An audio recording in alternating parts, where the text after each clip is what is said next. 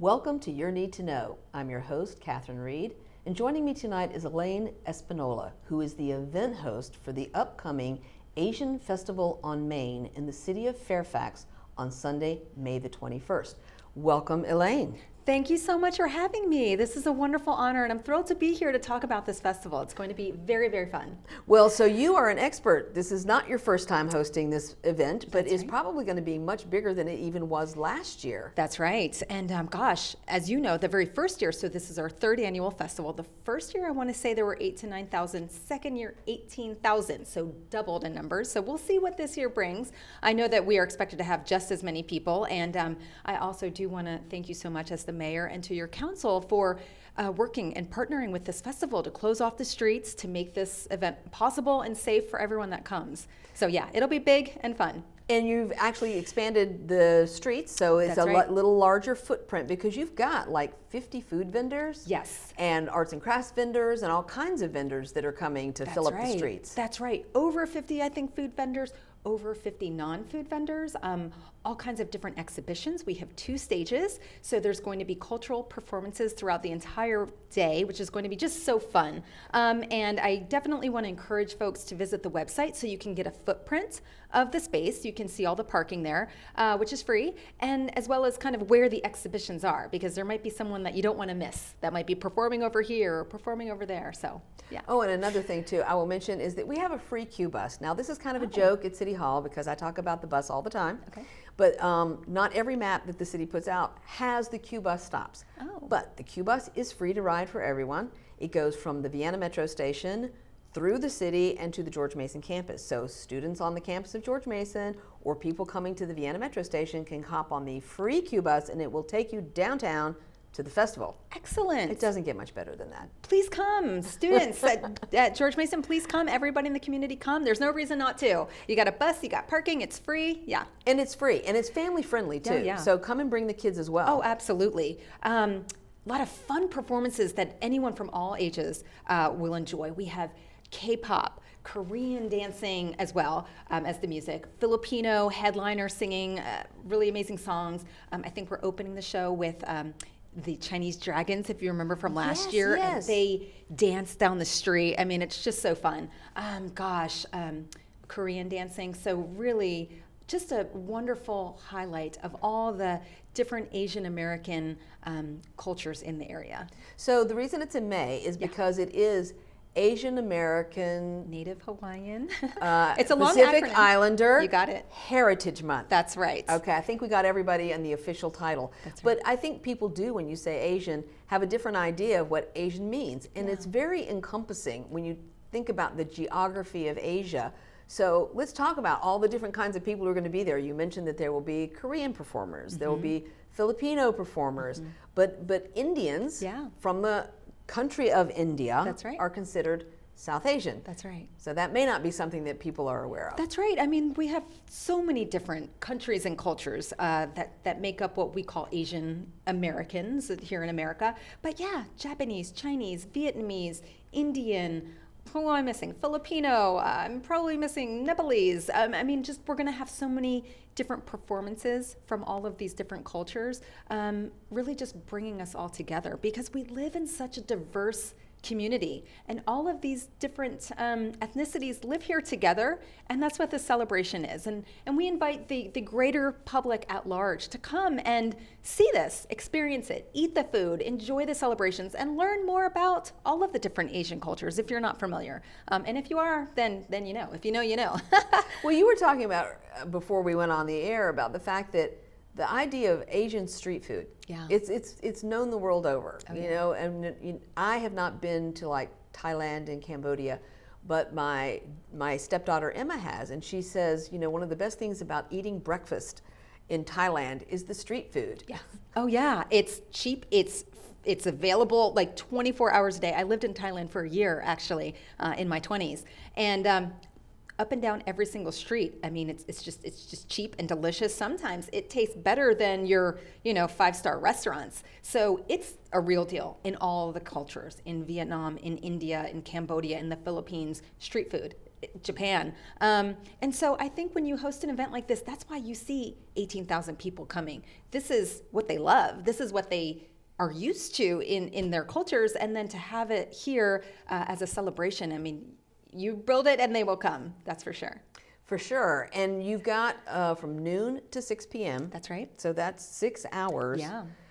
to enjoy a full array of performances. You mentioned that there are going to be singers. I think there is an Indian dance troupe as well, classical Indian dance. Really diverse amount of performances. You've got like Filipino hip hop, and then I remember from last year we had the most beautiful Korean women. It was a group of women just doing their beautiful traditional Korean dancing in the, I don't want to mispronounce, but in the traditional gowns. So yeah, just really, really unique. I remember last year, I couldn't believe this. There was an African-American young lady who taught herself how to speak Korean. And then she sang a song in Korean. And she was incredible. She was amazing. I just thought that was like phenomenal. So a really diverse group of entertainment. We even had, there was a gentleman, I want to say he was like 90 years old, I think a karate master. Wow. For 90 years old, this guy had so much charisma. It was just fun, and there's just something for everybody.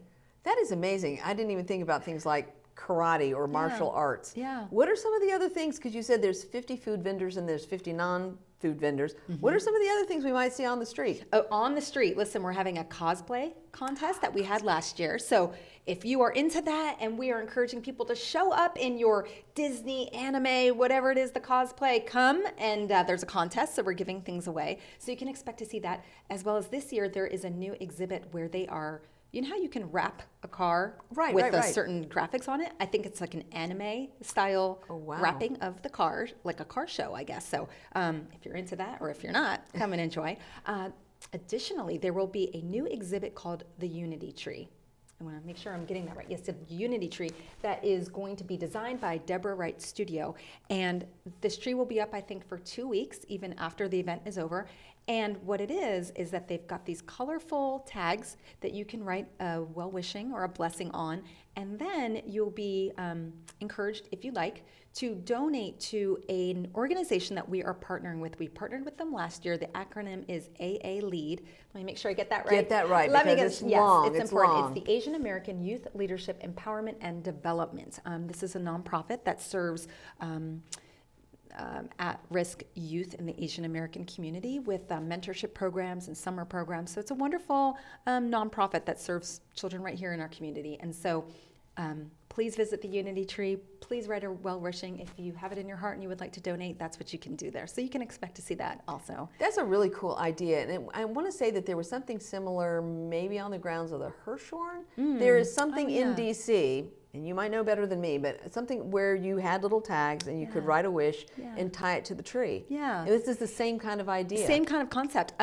Coincidentally, I'm going to Japan next month. No. Yes, and that's something very common at their temples and shrines.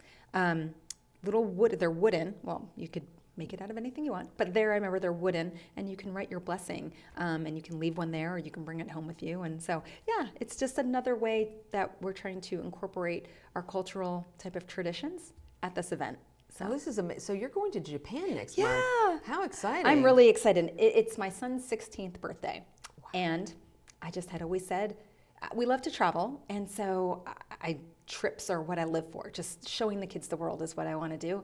So I said, I'll take you anywhere you want to go. And we chose Japan. So it's going to be a different trip because I normally go with my husband and my other children. I have 2 girls, and it's just going to be me and my dude. He's turning 16, and we're going to do all the teenage boy stuff. I'm going to try and take him to like a baseball game and go see sumo wrestling and samurai stuff, and we're going to have a good time. That is so interesting too, because samurai wrestling definitely is something you identify with a particular culture. Yeah. The Japanese do That's samurai wrestling. Yeah. It's just like martial arts. When you mention that, and I'm like, why didn't I think of that being something that's included in the celebration of Asian heritage? Right, and by the way, okay, so if you're not familiar, and a lot of people aren't if you don't happen to be Asian, right? The martial arts are distinctly very, very different in the different cultures. So, and I don't know them, I'm not an expert, but you know, jiu-jitsu, right? And then karate, and then sumo wrestling. and then like samurai sword stuff. I'm probably missing all types of different styles, but they are unique to that country. And if you're Japanese and you've learned like sumo wrestling, like people that don't know might just think, oh, everyone does karate. No, not at all. Karate, I believe, is Chinese. That's true, because there's Taekwondo too. Yeah. But we've accepted these things into our culture that you see the vans with the Taekwondo Academy that picks the kids up after school, and you're just thinking, we just accept that as something we have in this area. Yeah. All of these different kind of cultural camps that people are not seeing as anything other than their suburban activity for their children. Right. And yet there's a lot of things that we have incorporated into what we consider the normal things kids do that came from other cultures. Absolutely. Yeah, absolutely. And we invite people to come and see what the different styles of things are, and not to change the subject, but the food as well is a little bit different, right? Yes. You might have Filipino food, which is extremely different than Thai food. And Thai food is very different than Chinese food. And people maybe just, if you don't know, oh, rice and noodles. But the flavors are different, and it's very different. And I think it would be fun for people to come and, hey, come hungry. Come hungry. Because you can taste them all. Yeah. I agree with that. Yeah. And you bring up, 50 different vendors. I'm thinking we've got quite a number of restaurants in Fairfax City, but certainly not that representative. So there must be vendors coming from outside the area. DMV. All over the DMV. I have to give a great shout out to the event team. They have put in so much hard work to make this event as successful and fun and safe as it is for people. Getting 50 food vendors. I mean, that's not easy. It takes a lot of hard work to pull something like this off, and it is done beautifully. It's done so well. Last year was a big hit, a big success, and it will be again this year. Oh no, I don't doubt that for a moment. Yeah. So I'm going to take a pause while we take a break. I hope you will join us after the break. We are talking with Elaine Espinola, who is the event host for our Asian Festival on Main, the 3rd annual one, in the city of Fairfax. It's going to be on May the 21st from noon to 6. It's free, it's fun, and you can bring the family. And in addition to free parking, we have a free Q bus that you can ride. So please join us after the break, and we'll talk a little bit more about what you can expect on the streets of Fairfax City. Caitlin, be serious. Now take the oath. Come on. I'm totally taking this seriously. Okay, I'm ready. You may begin. I pledge that I will never meet in person with anyone I first met online without checking with my parent or guardian. And furthermore, if my parent or guardian agrees to the meeting, it will be in a public place and my parent or guardian must come along. Do you pinky swear? I do. When you teach your kids about internet safety, they'll pass it on. For more information, go to cableclicksmart.org. Dare to load their minds. Dare to explore. Dare to STEM. Learn more at She Can STEM. So how was work? It was 1,300 hours. My math class from 302 was in the trenches. Davy Roth had it the worst. Fractions were coming at him left and right. He just didn't get the damn things. 2 days ago, I tried to teach him what 1/4 of 1/2 was using different sizes of blocks. Yesterday, I tried again by dividing up pizza. Both missions failed. Oh no. But today, I was ready. I created a combat math game where the only way to beat the enemy is to out-fraction them. Davy conquered every last denominator. My game was so successful, the principal is deploying it to math squadrons all over the school. Anywho, how was your day? Oh, today my boss treated the office to salad wraps. Salad wraps. I know.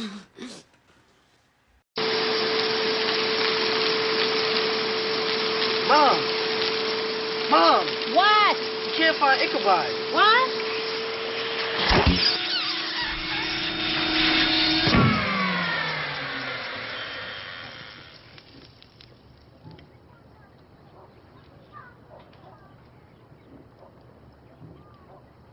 You don't have to be perfect to be a perfect parent. There are thousands of teens in foster care who would love to put up with you.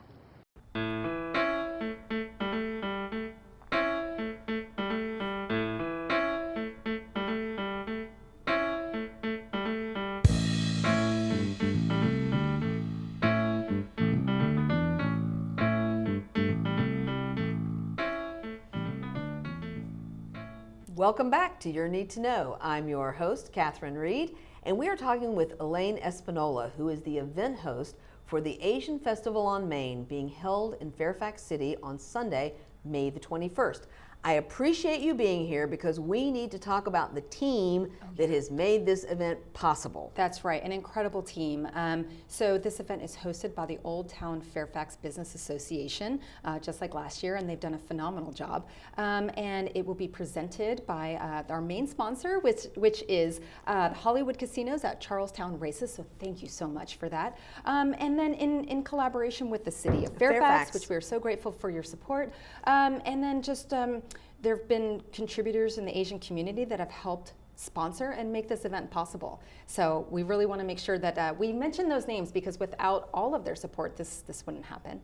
Yeah. And the board of the OTFBA, which is a lot of letters. You know, every once in a while I say to Tess, who is the executive director of the OTFBA, that they should maybe think about rebranding to something simpler than OTFBA. Right. But anyway, she'll tackle that at another time. Yes. But Tess Rollins is the executive director. She actually has put this together. She's sort of the driving engine behind this festival. Yes. But she's done it in collaboration with her board, and Josh Alexander is on that board. He is with Earps Ordinary. That's right. Kelly O'Brien is also on the board. Craig Smith from Ace Hardware, Twins Ace Hardware, and they are always a great sponsor for everything that's happening in the city of Fairfax. And Susha Kamsuan. And Susha is another one. He and his wife, Yana Klavina, who owns Mara Mode on Main. Yes. They're always involved in this Old Town Business Association and the events that the OTFBA puts on. So without a team of people and sponsors, too.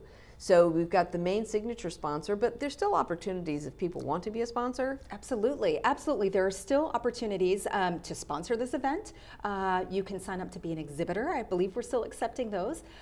You can volunteer, and we're always looking for volunteers. And to be a volunteer, we're just asking people to give maybe 3 to 4 hours of their time. You'll get a free lunch and a t-shirt and a lot of fun and great networking, so please consider volunteering. And lastly, just participate by coming. Right. Tell your friends, bring your family, come and have a wonderful time. And while you're there, you can check out all of these businesses that you had just mentioned. Absolutely. A lot of the people on the board there are business owners. I wanted to mention Jinsen Chan, who owns Highside, is that right? Highside, I love Highside. Oh my gosh, their food is so great. It is so good. I like the spiral fry thing that comes on a stick, and it's like, it's just a spiral fried potato thing. It's delicious. Everything is really, really good there. And I think it's just so great that you've got, you know, we're just right outside of DC, huge city. And then we've got this cute old town historic Fairfax where you've got people who live and work in this community and they're working so hard to give us that like just all American, just good time feel and hey, with a twist, Asian American,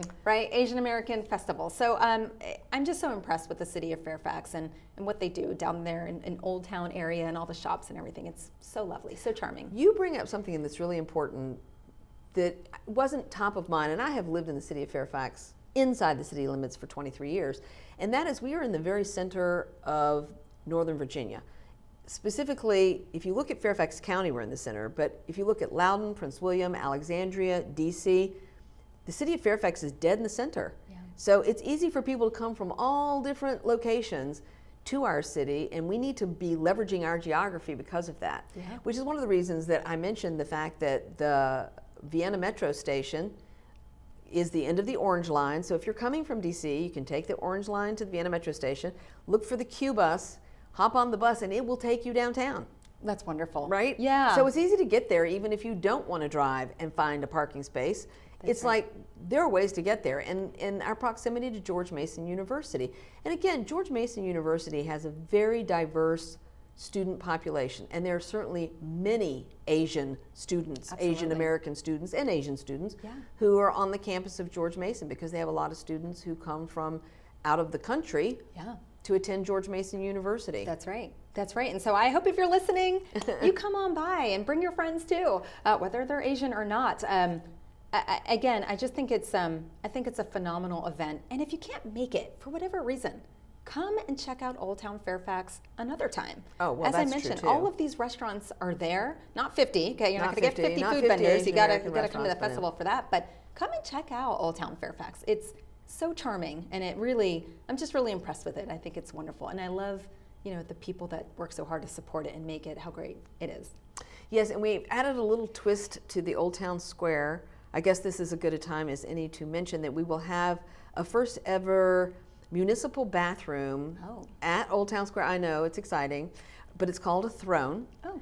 And it is an actual bathroom with a sink and a flush toilet and a baby changing station, and you can fit a stroller in it. Wonderful. And you can use your phone to scan a code to open the door or text to open the door. Excellent. And this is brand new Okay. in Old Town Square. And Tess particularly wanted it in place before the Asian American Festival.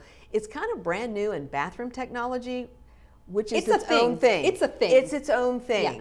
And so the fact that we did not build municipal bathrooms in our Old Town Square when it was first built about 10 years ago, having one there for the Asian Festival, so people need to look for it. Okay. It's going to be between Old Town Square and Draper's, and it's wrapped in art, and it says throne on it. Oh, funny. So I know, right? Yeah. Throne. Yeah. And so I just put that out there so that people maybe who have attended this event last year and were like, I love that event, but porta potties. But porta potties, whatever.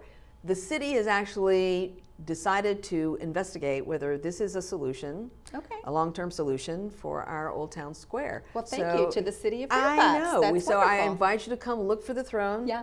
Look out for it. Yeah. And test it out. Tell us what you think. Wonderful. And again, please check the website because you will see the layout of this festival. You'll see all of the different food vendors. You know what to expect. If it's something that you want to check out before you come, you will see a list of our exhibitors and our performances. So if you're coming to support a particular performer or you just want to see one in particular, you can see what's there.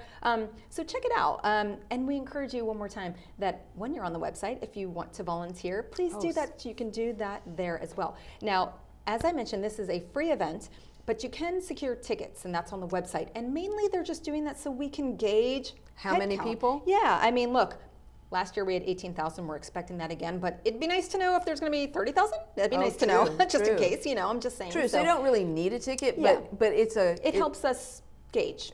Gauge. We're planned for anything. We're prepared. But it's helpful. So if you want to, please do that as well. You can get the ticket. That's free. That's very interesting because it's a free event. Yeah. And so you don't really need a ticket to go to a free event. Not at all. But for purposes of planning and to figure out how many people are coming, a ticket would be helpful. So I agree that people could take that extra step and go on and just say, I'm coming. Yeah. The other thing is because it's a free event too, what I have found at the festivals that we've been hosting in the city and elsewhere is that people take Venmo, Cash App, they have squares on their phone. Yeah. It used to be that when you showed up to festivals, you had to have a pocket full of cash. Right. If you were going to buy street food or whatever you were going to do, Right. you needed cash. Yeah. It seems like we are more and more going cashless, and most vendors have figured out multiple ways that you can pay them. Yes, they have. Makes it very convenient for everyone. No more having to run to an ATM and waste your, $2 service fee or whatever. But yeah, I think a lot of the vendors are going to be taking, as you mentioned, Apple Pay and credit card and things like that. So yeah, no need to worry about. Maybe bring cash. I always say it's never a bad idea to have a little cash on. I know. I try to remember to have cash too, but I invariably never really have the cash I need. It's a situation. It's a situation. Yeah. But what's interesting to me is that I went to a drag performance at George Mason University for their Pride Week. Okay. And the drag performers actually had how you could tip them using Venmo, Cash App, PayPal. And I was like, this is astonishing to me because it used to be always $1 bills. And not everybody walks around with a stash of $1 bills to tip drag performers. And so I'm like, well, this is cool because I did not bring a stack of $1 bills, but just using my phone. And so hot tip for the people coming to if you don't use one of these services, it might be worthwhile to download Venmo or Cash App, or the ones that are Zelle is another one that people use to accept payment. Yes, you'll thank us later. If you don't already have those things downloaded, they'll be helpful at this festival, but they'll be helpful in your life. I You'll think thank so us later. too. Yeah, for sure. That's funny. That is really I know. funny. I Like was no really more dollar bills. It's just go ahead and So zing me $5. it's all cash. It's like Yeah. cashless. You know what's interesting at restaurants, and I don't know about the restaurants in Old Town Fairfax, but like how you can just pay with the QR code. Right. And I always think it's kind of funny because my husband loves to do that. And so we'll be at a restaurant and he'll do that and then he'll see the server, we paid, bye. And I'm like, what if you're lying? I mean, we're like walking out the door. Well, of course we would never lie, but I hope people still, don't do that. no, but it's just an interesting thing because they just have to trust us and then real quick go to their computer, I suppose, and check. But we don't do the whole transaction anymore. We just pay. I think so many things are changing. Yeah. But dining out, you're right, about dining out using QR codes. During COVID, everybody learned to use QR codes because there were no paper menus. Right. And so it didn't matter what age you were. If you wanted to dine out, you figured out how to do it. Oh, yeah. But now QR codes are being used for a variety of other kinds of things. Here's another interesting innovation that people are talking more and more about, and that is prepaying. Oh. Restaurants where you prepay. Oh, yes. So Pineapple and Pearls, Mini Bar, or whatever. Some of these high-end restaurants, like you pay for the dining experience, and so you prepay, and then you show up, and there's never a bill presented. And there's some, I know. So there are restaurants who are kind of experimenting with this idea of you prepay, you have a reservation, you show up, you enjoy your meal, and you never see a bill. Oh. I know, it feels right? like, doesn't that feel like you're going to someone's house? It does, and that's what they were saying, is that people want to enjoy a meal, but nobody necessarily likes getting a big check at the end. Right. Like, oh, it was delicious, but gosh, that's sticker shock. You know And what, then the that is tip so on the fascinating. sticker shock, it makes you enjoy it less. That's a really good point. I know. That is some psychological thing going mojo on right there, because yeah, you're right. It's like you have this wonderful time, and maybe the more wonderful it is, the more expensive The more it is. sticker shock. It's like, So really, then- was it then- all of Then you leave with a bad feeling. Yeah. Oh wow. I know. Well, I'm That's glad genius. we got that out of the way, We're gonna Elaine. cover that. Yes, for those at home, it's kind of like we will not be covering that at the festival, but just file away for future reference. That's right. That the way we pay for things is changing. Yeah. And even in street festivals where you think, well, they're small vendors and you're buying something small, but the fact of the matter is, it's more convenient for everyone and it's quicker and more efficient. Yeah. When we go cashless. It is. So It is. So Yes. we'll leave people with that thought. Okay. All That right. it's going to be more convenient and also fun and free and amazing. So please come. Nobody could have said it better than you, Elaine. There we go. So this, for you at home, is what you need to know about showing up for the 3rd annual Asian American Festival on Main. It's free, it's fun, it's family friendly, and it's from noon to 6 p.m. in the city of Fairfax. Join us there. Come hungry. Elaine said that best. Come hungry. And if you haven't figured out the Cash App or some other cashless way to pay, this might be the time to download those apps you've heard so much about. We will see you there. Elaine will see you there. She is the event host for the Asian Festival on Main. So join us there, Sunday, May the 21st, noon to 6.